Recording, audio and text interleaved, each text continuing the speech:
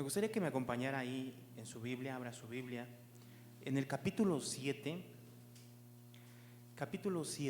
de Segunda de Corintios, capítulo 7.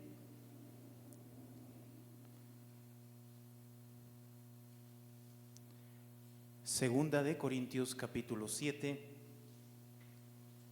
verso 1.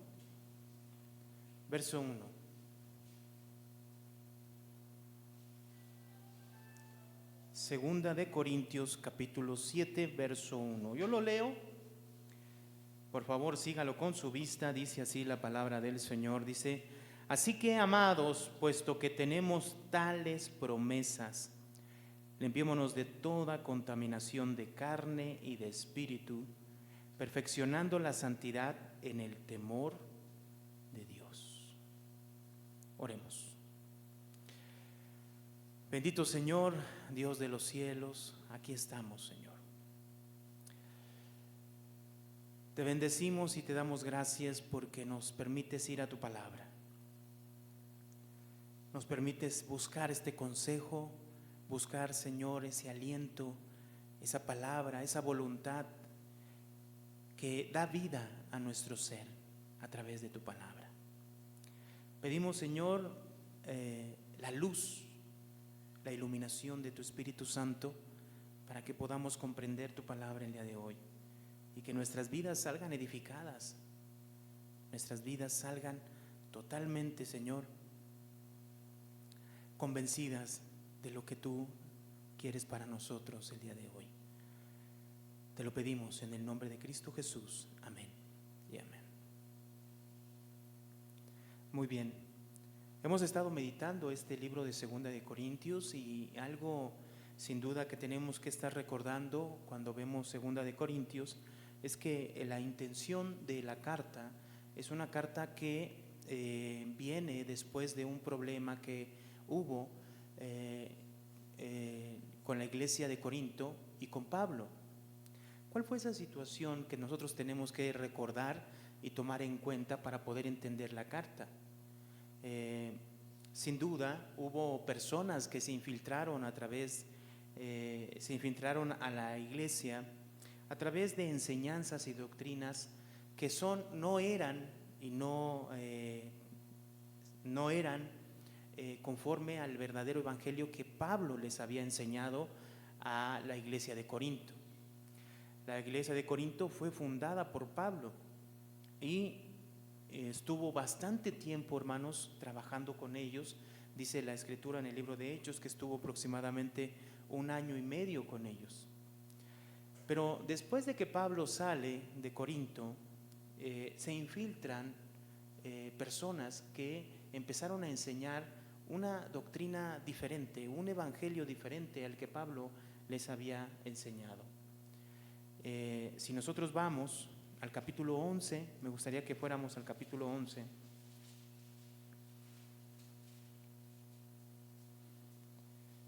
En el verso 1 dice: ojalá me toleraréis un poco de locura. Sí, toleradme, porque os celo con celo de Dios, pues os he desposado con un solo esposo, para presentaros como una virgen pura a Cristo. Sentaros como una virgen pura a Cristo. Pero temo que como la serpiente con su astucia engañó a Eva, vuestros sentidos sean de alguna manera extraviados de la sincera fidelidad a Cristo. Miren lo que dice aquí el verso 4. Porque si viene alguno predicando a otro Jesús que el que os hemos predicado, o si recibís otro espíritu que el que habéis recibido, u otro evangelio que el que habéis aceptado, bien lo toleráis. Pablo, ¿qué está haciendo aquí? En cierta manera, les está reclamando les está diciendo nos está diciendo que el problema que hubo es que se infiltraron personas que enseñaron un evangelio diferente al que Pablo les había dicho. Verso 5, miren lo que dice: y pienso que que en nada he sido inferior a aquellos grandes apóstoles. O sea, se hacían llamar apóstoles. Verso 6 dice: porque aunque sea tosco en la palabra, no lo soy en el conocimiento en todo, y por todo os lo hemos demostrado. O sea, fíjense lo que decía: porque aunque sea tosco en la palabra. ¿Esto qué significa? Que esa palabra ellos la habían utilizado. En otra parte, en el mismo 2 de Corintios, habla de que les había dicho que estaba loco. Entonces, lo que tenemos que entender, hermanos, que esta carta nace desde la intención de Pablo de poder enmendar y reconciliarse con los corintios. Pero Pablo, después de que hubo ese distanciamiento y de que visitó esta iglesia, vamos al capítulo 2.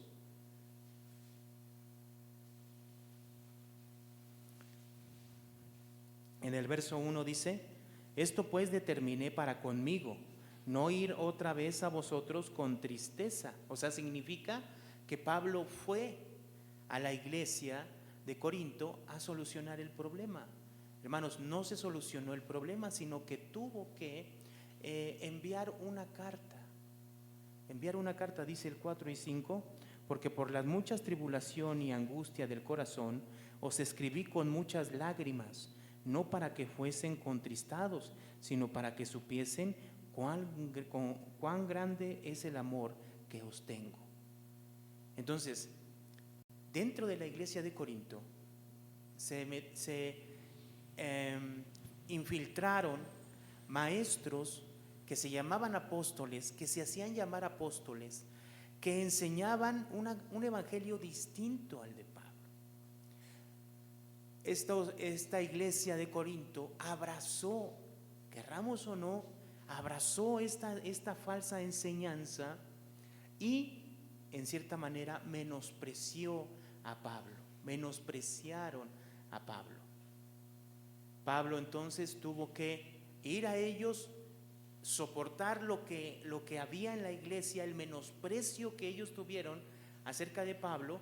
Pero aparte de eso, hermanos, después de que Pablo sale de ahí con tristeza, les escribe una carta muy dura. ¿Sí? ¿Qué es lo que en realidad decían? Si vamos al capítulo 5, verso 12,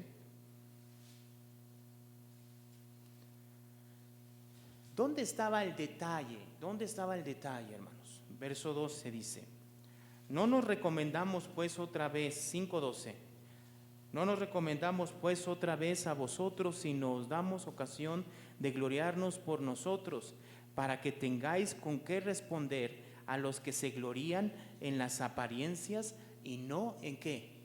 En el corazón. O sea, significa que estas personas, lo que menciona aquí Pablo, es que se gloriaban en lo externo, en las apariencias, y no lo que había internamente. Eso, por un lado, de las personas que estaban enseñando eso y que llegaron a enseñar esas cosas. No podríamos nosotros decir en cierta manera qué son esas cosas a detalle que ellos enseñaban, pero sí podemos de alguna manera darnos cuenta a través del capítulo 10, verso 10, mire,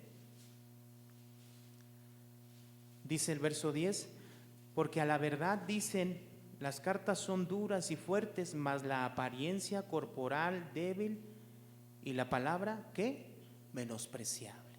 Entonces, lo que podemos pensar a través de estos textos es de que ellos se dejaron, ¿cómo decirlo?, alumbrar, deslumbrar por tal vez personas que llegaban con gran dialéctica, con grandes sermones, con gran palabras así rimbombantes, y a lo mejor con una enseñanza increíble, una forma de enseñar increíble. Eso a su vez los deslumbró. Para ellos, para esas personas, la enseñanza de Pablo era una, pero su apariencia era, como dice aquí, Dice, porque la verdad dicen, las cartas son duras y fuertes, mas la presencia corporal como débil. Entonces, ¿en qué se miraban ellos? En el porte, cómo estaba vestido. Podemos nosotros suponer, ¿no?, todas esas cosas de cómo estaba vestido, de qué manera, ¿no?, cómo exponían las cosas. O sea, se dejaron deslumbrar por las cosas que ellos podían ver, pero a la vez los estaban alejando del verdadero evangelio, el evangelio que Pablo les había enseñado.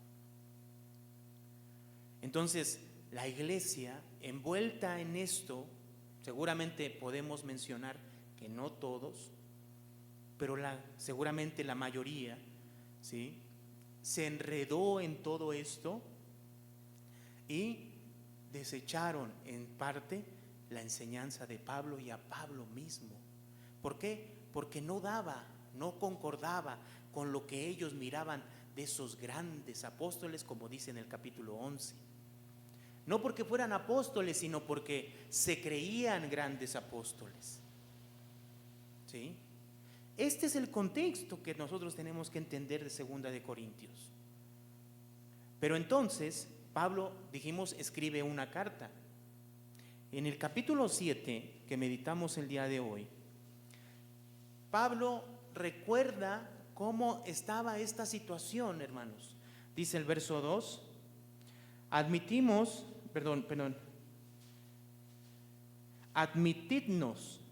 a nadie hemos agraviado y a nadie hemos corrompido, a nadie hemos engañado. No lo digo para condenaros, pues ya he dicho antes que estáis en nuestro corazón, para morir y para vivir juntamente. Mucha franqueza tengo con vosotros, mucho me glorío con respecto de vosotros, lleno estoy de consolación, sobre todo de gozo en todas nuestras tribulaciones. Porque de cierto, cuando vinimos a Macedonia, ningún reposo tuvo nuestro cuerpo, sino que en todo fuimos atribulados, de fuera conflictos, de dentro temores. Entonces, ¿qué menciona el verso 5? Menciona que cuando él fue a Macedonia, ningún reposo tuvo, dice aquí, en su cuerpo, sino que en todo fueron atribulados. Dice, de fuera conflictos, y por dentro ¿qué? Temores. ¿Sí? Para aquellos que dicen que el ministerio tiene que ser un ministerio de éxito, un ministerio que va hacia adelante sin preocupaciones, donde estas personas que trabajan en el ministerio son personas prósperas y que tienen que ir adelante sin ninguna preocupación. Aquí vemos que Pablo menciona que no tenía reposo. Ahora, ¿por qué? Verso 6. Pero Dios, que consuela a los humildes, nos consoló con la venida de Tito. Tito fue el que venía con el resultado de la carta que él había enviado a los corintios. Verso 7. Y no solo con su venida, sino también con la consolación con que él había sido consolado en cuanto a vosotros, haciéndonos saber nuestro gran afecto, vuestro llanto, vuestra solicitud por mí, de manera que me regocijé aún más.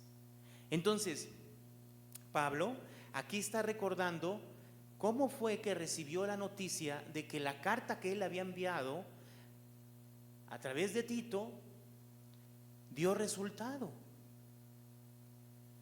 Los confrontó, dice, ¿no? El verso 7 dice, y no solo con su venida, sino también con la consolación con que él había sido consolado en cuanto a vosotros, haciéndonos saber vuestro gran afecto, vuestro llanto, vuestra solicitud por mí, de manera que me regocijé aún más.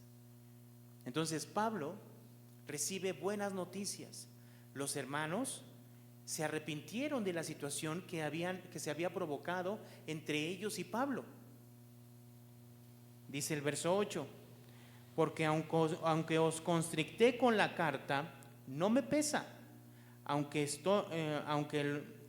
entonces lo lamenté, porque veo que aquella carta, aunque por algún tiempo os contristó, o sea, podemos mencionar que esta carta fue dura y que confrontó a los hermanos de Corinto.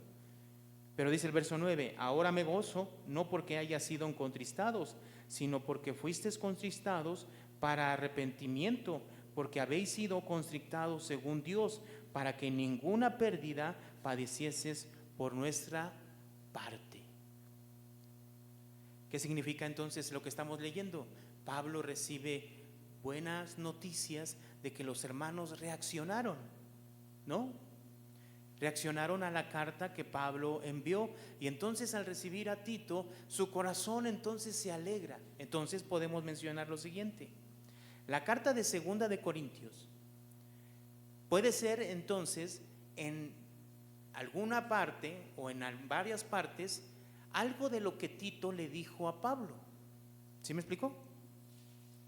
Pablo escribe la carta de Segunda a los Corintios después de, obviamente, de que Tito viene y le habla acerca de la situación que está en Corinto.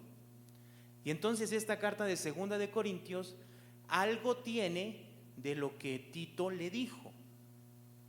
Ahora, dentro de toda esta alegría de Pablo, hermanos, hay algo que Pablo les recomienda a ellos. Si nosotros vamos al capítulo 6,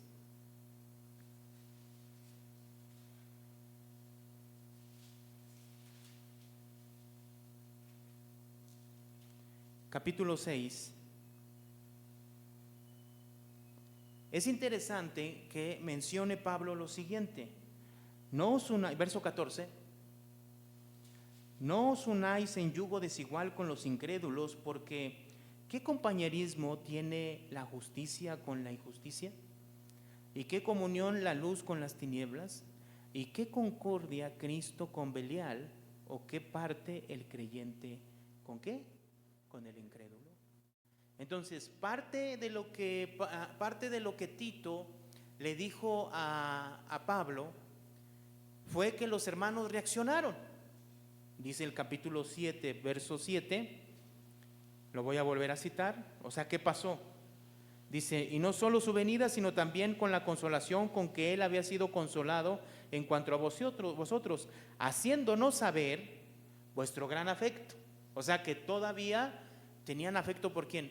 Por Pablo, y era un gran afecto, dice. Vuestro llanto, o sea, que lloraban y estaban tristes por la situación que se había generado. Y vuestra solicitud por mí, o sea, que querían verle, ¿no? Poderle abrazar, etcétera. De manera que me regocijé aún más. Entonces, cuando llega Tito, le dice estas cosas, pero también podemos pensar que en medio de todo eso, Tito se da cuenta que la relación que hay y que hubo entre la enseñanza de estos falsos profetas, falsos apóstoles y la iglesia, llevó a la iglesia, escúcheme, llevó a la iglesia ¿a qué? A tener comunión con el mundo, a mezclarse con el mundo. Pablo ya les había mencionado a ellos acerca de de procurar no mezclarse con el mundo. Eso lo vemos en Primera de Corintios capítulo 6. Búsquelo por favor, hermanos.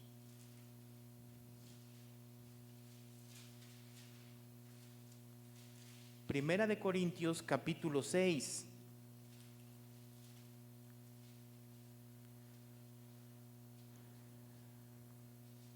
Dice el verso 12: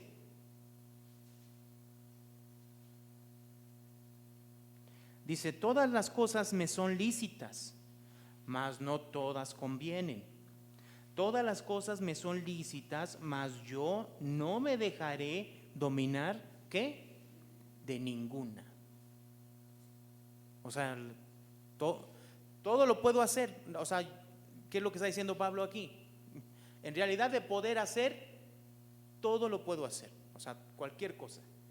Pero otra cosa es que yo me deje dominar de todas esas cosas. Entonces estamos hablando no de cosas buenas, sino estamos hablando de cosas que en realidad estaban pasando dentro de la iglesia. Estamos hablando de Primera de Corintios. Estamos hablando de que esta carta la escribe Pablo no mucho después de que él sale de Corinto. Verso 13. Las viandas para el vientre y el vientre para las viandas, pero tanto el uno como las otras, pero tanto el uno como a las otras destruirá Dios. Pero el cuerpo no es para la fornicación, sino para el Señor, y el Señor para el cuerpo. ¿Qué significa esto? Significa entonces que cada cosa entonces debe de ser para lo que es. ¿Qué significa? La fornicación dice, pero el cuerpo no es para la fornicación. Nuestro cuerpo, le está hablando a los corintios. Ahora ustedes, su cuerpo no es para que forniquéis, sino para el Señor. Y el Señor para el cuerpo. Ahora verso 14. Y Dios que levantó al Señor, también a nosotros nos levantará con su poder. ¿No sabéis que vuestros cuerpos son miembros de Cristo? Quitaré pues los miembros de Cristo y los haré miembros de una ramera. De ningún modo. ¿O no sabéis que el que se une con una ramera es un cuerpo con ella? Porque dice, los dos serán ¿qué? Una sola carne. Pero el que se une al Señor, un espíritu es con él. Oíd entonces de qué, hermano? De la fornicación. Recordemos, hermanos, que la iglesia de Corinto estaba en Corinto, en la ciudad de Corinto. Y la ciudad de Corinto era en ese entonces, hermanos, era una de las ciudades más depravadas de toda la región, de toda.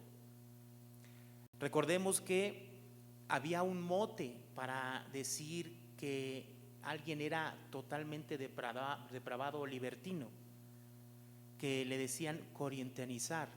O sea, tú te estás corintianizando, pues. O sea, te parece un Corinto, para decir que era una persona depravada. Así como hoy podemos hablar de la delincuencia, ¿no? Pasa algo malo y seguramente este es de Tepito, ¿no? Y eso significa que es un delincuente, o que vende algo, o que se droga, o cualquier cosa. Así lo podemos mencionar de cualquier cosa.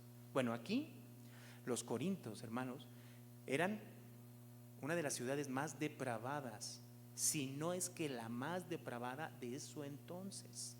Y déjeme decirle que no es cosa menor, porque en realidad todas las ciudades que estaban en esa región, hermanos, era totalmente una vida de depravación. Ahora, lo que están declarando Pablo es que ellos estaban entregando a la adoración a los dioses, ellos estaban entregando a la adoración a los rituales que estaban, recuerde que todos los dioses paganos, por lo regular, todos los dioses paganos en todas las civilizaciones y sobre todo en estos grandes imperios, la mayoría de los dioses, por no decir todos, manejaban sus rituales a través de las relaciones sexuales. En medio de eso estaban los corintios. Entonces, ¿qué es lo que llega a los oídos de Pablo? Que esta situación. Verso 17. Pero el que se une al Señor, un espíritu es con él. Entonces, si somos del Señor y estamos unidos a él, huid de la fornicación. Cualquier otro pecado que el hombre cometa está fuera del cuerpo, mas el que fornica contra su propio cuerpo peca. ¿O ignoráis que vuestro cuerpo es templo del Espíritu Santo, el cual está en vosotros, el cual tenéis de Dios, y que no sois vuestros? Porque habéis sido comprados por precio. Glorificad pues a Dios en vuestros cuerpos y en vuestro espíritu, los cuales, ¿qué, hermano? Son de Dios. Ya entonces en esta carta, Pablo a los corintios les habla acerca de esa relación de mezclarse con el mundo, de mezclarse con las ideas, los pensamientos, filosofías, y en este caso con la adoración y con las costumbres que estaban alrededor de ellos. Ellos habían salido de Corinto, habían salido de eso. ¿Cómo es posible que ahora se vuelvan a unir? ¿Cómo es posible que ahora busquen esas cosas? Es lo que vemos aquí. Ya después de tiempo y pasado el problema, Pablo entonces tiene la necesidad de volver a mencionar este punto. ¿Qué punto? Ya vamos a 2 de Corintios capítulo 6 en el verso 14, y entonces les dice: no os unáis en yugo desigual con los incrédulos, porque ¿qué compañerismo tiene la justicia con la injusticia? Entonces, ¿qué estamos viendo aquí?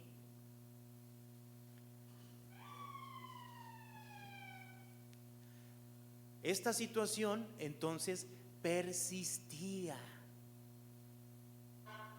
Y esta situación persistía en la vida de los corintios, pero ¿qué significa? Aquí utiliza, fíjense que aquí utiliza, en la otra parte menciona acerca de la fornicación, ¿no? De unirse, ¿sí? Y cierta manera la fornicación es parte de el tener algún tipo de relación, vamos a ponerlo así, sin estar casados. Pero el punto aquí es que la palabra que utiliza o la expresión que utiliza, no os unáis en yugo desigual, esta expresión es para hablar de unirse íntimamente.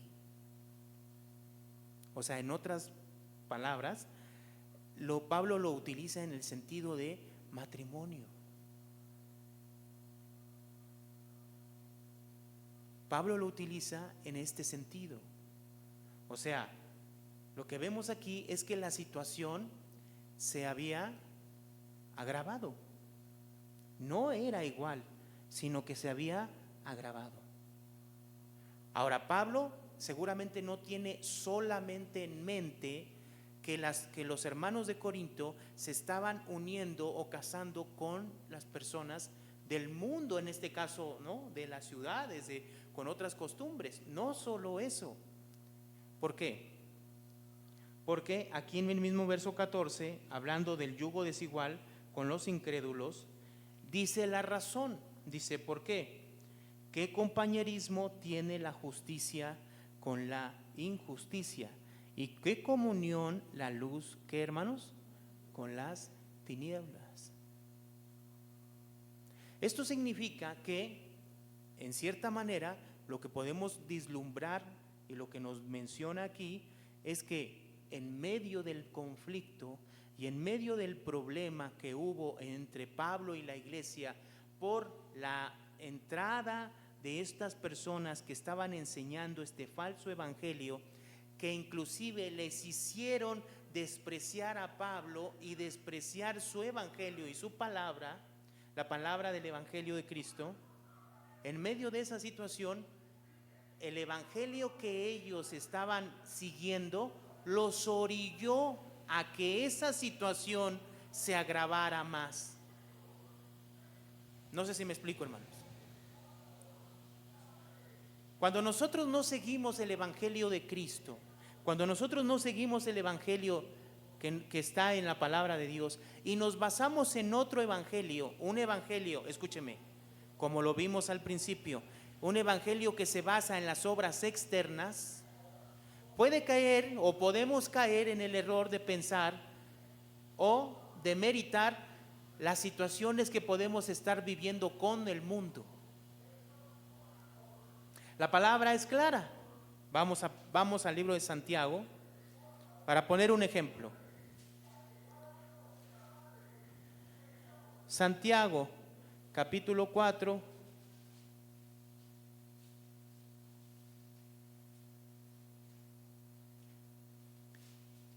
Capítulo 4, verso 4. Miren lo que dice aquí. Oh almas adúlteras, ¿no sabéis que la amistad del mundo es enemistad contra Dios? Cualquiera pues que quiera ser amigo del mundo se constituye ¿qué? Enemigo de Dios. O sea, ¿qué tan grave es la situación que estaba pasando en Corinto? Si nosotros no vemos la gravedad a través de lo que vemos en la palabra de Dios, imagínense entonces ese evangelio que en cierta manera fue predicado dentro de la iglesia de Corinto, la cual ese evangelio, ese falso evangelio, rechazaba el evangelio de Pablo y rechazaba la misma persona de Pablo. Por lo tanto, en ese momento, el evangelio que ellos estaban siguiendo, ¿hacia dónde los llevó? ¿Hacia dónde, hermanos? Hacia mezclarse con el mundo. Hermanos, un evangelio, si es que se puede llamar evangelio, que no es el evangelio de la palabra de Dios, lo único que te va a llevar es a irte al mundo y a mezclarte con el mundo, minimizando la relación con el mundo. Eso es lo que dice Pablo, por ejemplo, en el libro de Gálatas. Vamos a Gálatas, capítulo 1.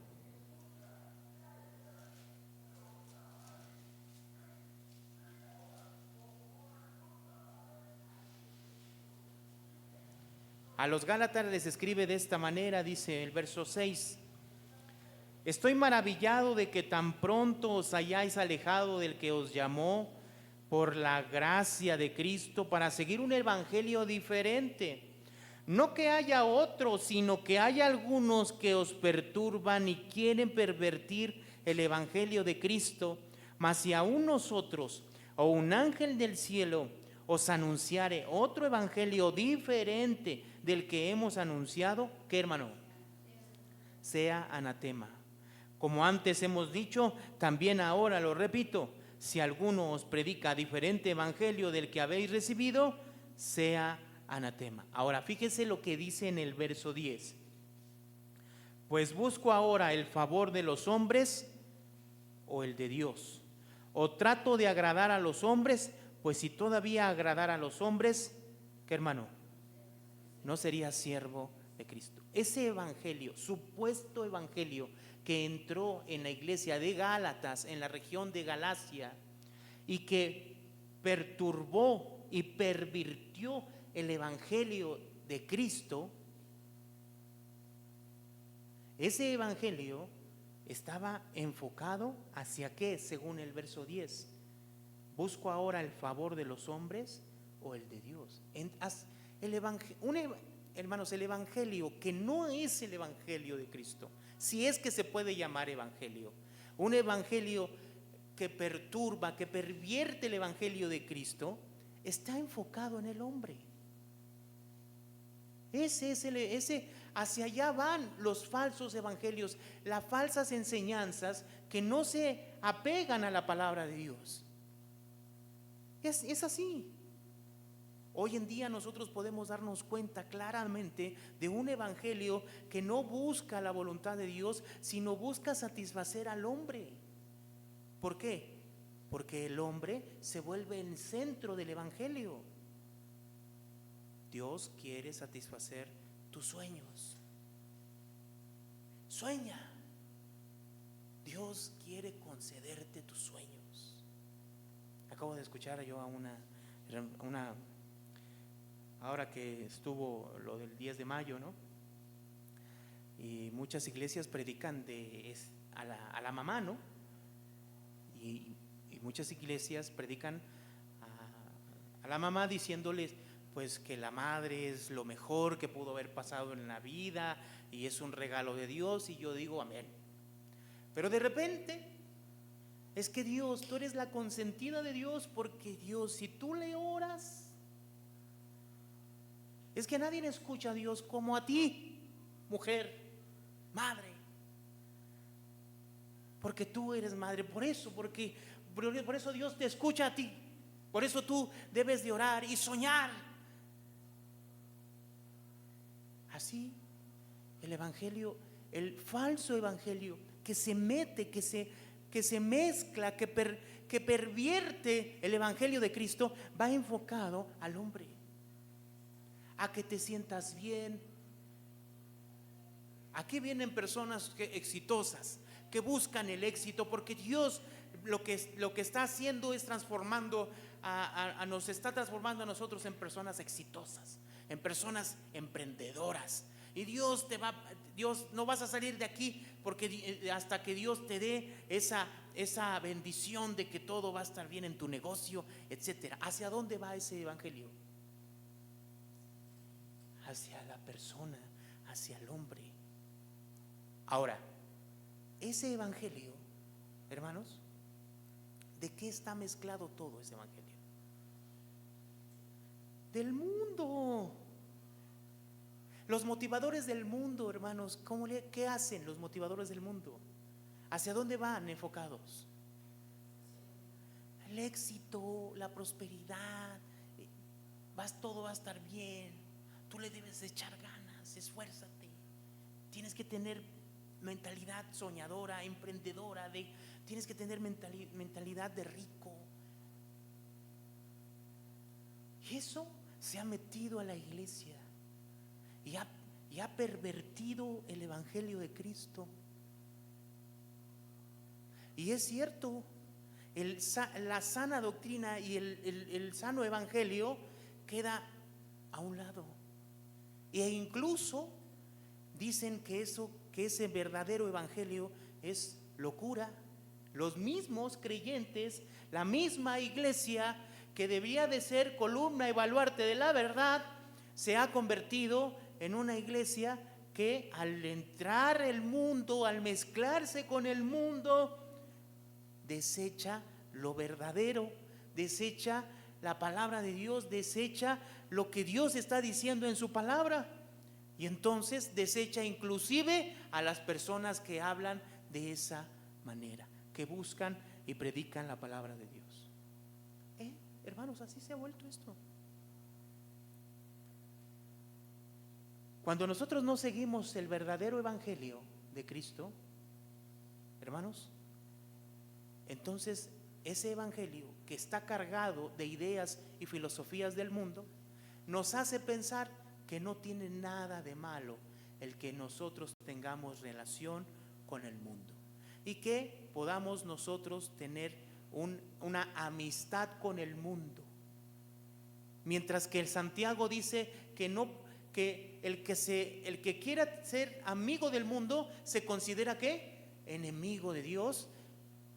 Entonces, hermanos, disculpe que se lo diga, pero muchas veces pensamos nosotros, bueno, ¿tenemos conocidos en el mundo? Claro que sí. ¿Y llamamos a esas personas? Claro que sí. Y son buenas personas en el sentido de que, pues, viven su vida, están con su familia, etcétera. Claro que sí. Pero cierto o no, cuando te pones a platicar con ellos, seriamente, las cosas que buscas tú y las cosas que buscan ellos son totalmente diferentes. Hasta llegar al punto de no tener nada, en absolutamente nada de común. ¿O no es cierto? Así es, esa es la realidad. ¿Por qué? Porque en 2 de Corintios capítulo 6, seguramente Tito, puede ser que Tito, en medio de que le dijo a Pablo, ay, ¿sabes qué? Están pero deseosos de verte, están bien arrepentidos de lo que te hicieron y de lo que pasaron, y hay muchos que están totalmente quebrados y quieren verte para abrazarte, y eso le llevó a Pablo, le llenó de esperanza, de consolación su corazón. También seguramente Tito se dio cuenta de ¿qué? De que en medio de todo eso, la relación y el momento en que ellos siguieron ese evangelio, ese falso evangelio, los llevó ¿a qué? A diluir la palabra de Dios, a diluir el mensaje de Dios y a tener una relación todavía más estrecha con el mundo. Algunos seguramente casándose, teniendo relación, que por eso dice Pablo, ¿qué relación tiene, qué compañerismo tiene la justicia con la injusticia? De hecho, ¿por qué injusticia, que la justicia por la injusticia? De hecho, en el capítulo 5, si ustedes ven, ¿cómo termina Pablo este capítulo 5 en el verso 21? Dice, al que no conoció pecado, por nosotros lo hizo pecado. Ahora, ¿para qué? Para que nosotros fuésemos hechos, ¿qué? Justicia de Dios en él. Entonces, a través de la obra de la fe en Cristo Jesús, nuestro Señor Jesucristo, que no conoció pecado, Dios lo hizo pecado, cargando en él todos nuestros pecados y limpiándonos de nuestros pecados, declarándonos justos, limpios. Entonces, ¿qué relación puede tener esa persona con una persona que está muerta en sus delitos y pecados y que está viviendo en injusticia todo el tiempo? Entonces, llámese amigo, llámese compañero, llámese esposo y esposa, ¿qué relación pueden tener? Ninguna.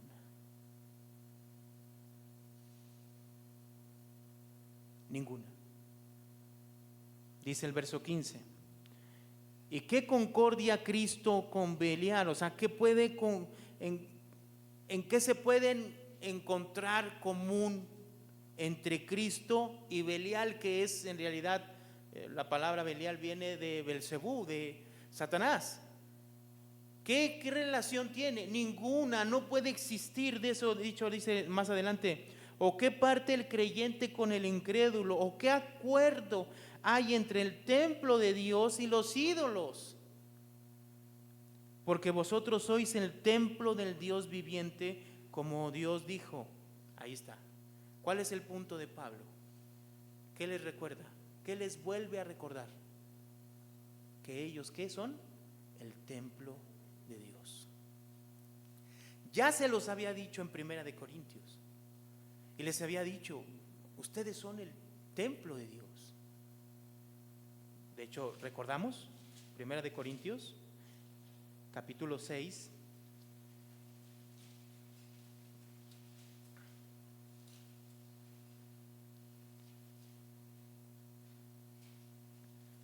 Verso 19 dice, ¿o ignoráis que vuestro cuerpo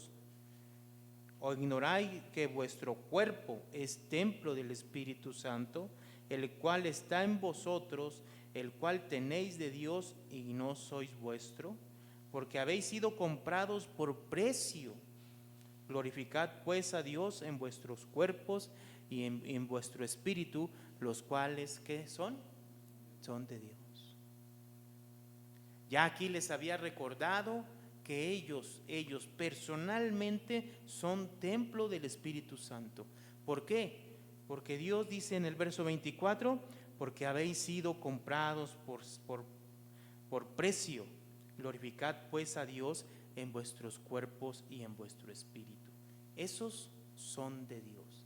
Ahora, aquí en el capítulo 6 de Segunda de Corintios, les menciona que ellos son el templo del Espíritu Santo. Todos ellos. Les vuelve a recordar. Ahora, ¿cuál es el punto aquí? Vuelvo a mencionarlo.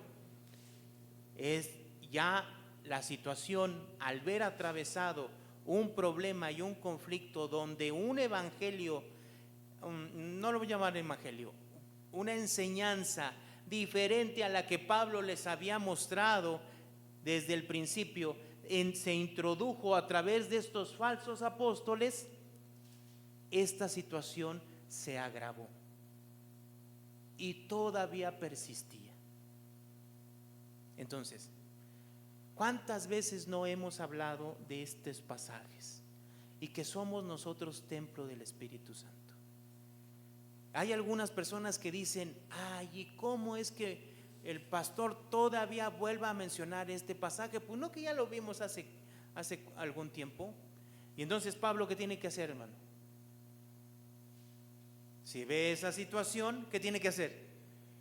Tito le dijo, ¿sabes qué? Están muy emocionados y bien arrepentidos, pero créeme que siguen y están todavía peor que aquella vez. Entonces Pablo, ¿qué hace?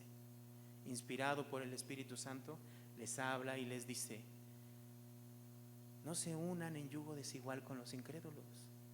¿Qué parte tiene Cristo con el diablo? ¿Qué parte tiene la justicia con la injusticia? ¿Qué parte tiene el creyente con el incrédulo? Ninguna.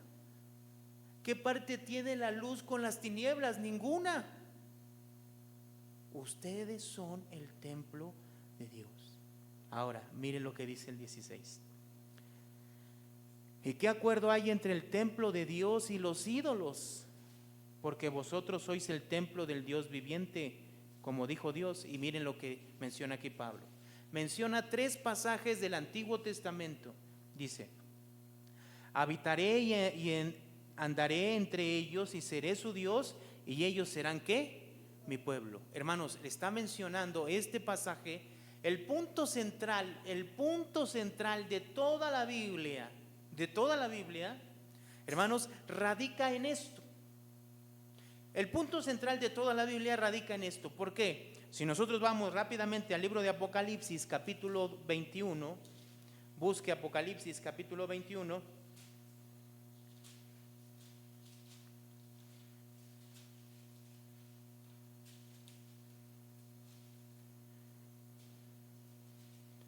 Apocalipsis, capítulo 21, verso del 1 al 3. Miren lo que dice. Vi cielo nuevo y una tierra nueva, porque el primer cielo y la primer tierra pasaron y el mar ya no existía más. Y yo, Juan, vi la santa ciudad, la nueva Jerusalén, descender del cielo de Dios, dispuesta como una esposa ataviada para su marido. Estamos hablando de los cielos nuevos y la tierra nueva. Verso 3. Y oí una gran voz del cielo que decía, he aquí el tabernáculo de Dios con los hombres, y Él morará con ellos, y ellos serán su pueblo, y Dios mismo estará con ellos, ¿como qué? Como su Dios. Hermanos, este es el momento de la perfección, ¿no? ¿Verdad? Entonces, ese momento de la perfección todavía no llega. Es algo que esperamos. Cielos nuevos, tierra nueva. Pero en el capítulo 6 de 2 de Corintios, Pablo le dice a los hermanos, en el verso 16, porque vosotros sois el templo del Dios viviente. Como dijo, habitaré entre ellos y seré su Dios, y ellos serán ¿qué?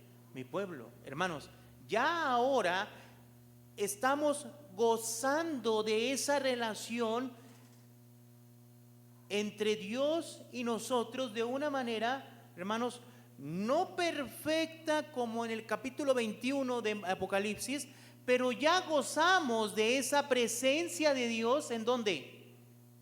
¿En dónde, hermanos? En nuestras vidas. Entonces Dios mora en medio de nosotros. Dios vive en medio de nosotros. Verso 17. Por lo cual, si Dios vive en medio de nosotros, dice el verso, salid de en medio de ellos y apartaos, dice el Señor, y no toquéis lo inmundo, y yo os ¿qué? Recibiré. Entonces, Pablo, ¿qué está recordando?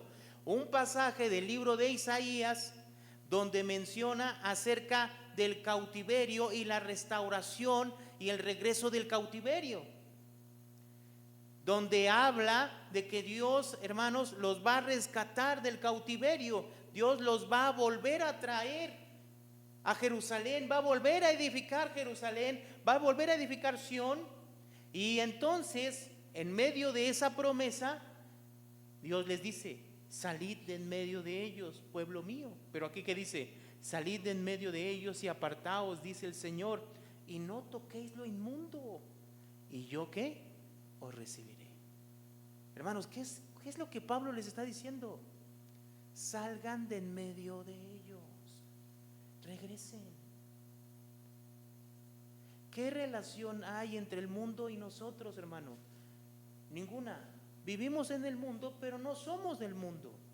Estamos en el mundo trabajamos, hacemos nuestras actividades en el mundo, pero lo que estamos haciendo en el mundo es ser luz de ese mundo. Y el ser luz de ese mundo es ser una luz en medio de las tinieblas. No tenemos que mezclarnos, o sea, significa no emparentar con ellos, no tener las mismas ideas, los mismos pensamientos, las mismas metas, no tener el mismo criterio, no tener los mismos valores. ¿Por qué? Porque vivimos en otro reino, ¿o no es, hermanos? Dios vive en nosotros, por lo tanto hay que salir del mundo sin tocar nada del mundo. Y dice el verso 18: y seré para vosotros por padre, y vosotros me seréis hijos e hijas, dice el Señor. ¿Qué? Hermanos, la relación que tenemos con Dios es de qué. O sea, imagínense, dice la palabra de Dios que nosotros a través del Espíritu podemos clamar Abba Padre. ¿Eso qué significa? Tenemos una relación padre e hijo, hermano. O sea, imagínense el amor que debe de existir. ¿Usted no ama a sus hijos? Imagínense el amor que tiene el Padre para con nosotros, que nos ama como sus hijos. Por eso nosotros debemos de entender esta relación, hermanos, ¿basada ¿qué? En la obediencia. Por eso Pablo, en el capítulo 7, verso 1, termina diciendo así: así que amados, puesto que tenemos tales promesas. ¿Cuáles son esas promesas? ¿Cuáles son esas promesas, hermano? Que Él habitará en medio de nosotros, que al limpiarnos y al salir de ahí, dice el último verso 17, Él nos recibirá. Y en el verso 18, que vamos a tener una relación padre-hijo. Teniendo tales promesas, ¿qué dice? Leemos juntos, dice: limpiémonos de toda contaminación de carne y de espíritu, perfeccionando la santidad en el temor de Dios. O sea, perfeccionando la santidad. A eso es lo que tenemos que llegar. Ciertamente estaba gozoso Pablo de la situación que estaba viendo y la reacción de estos hombres y de esta iglesia por la situación que había atravesado con Pablo. Pero había detalles que corregir. Y en medio, hermanos, de eso, Pablo no se calla, sino se los dice. Me gozo mucho por la situación que pasó y que estamos ahorita ya llevando, y gracias a Dios por la reacción que tuvieron. Pero hay cosas que corregir.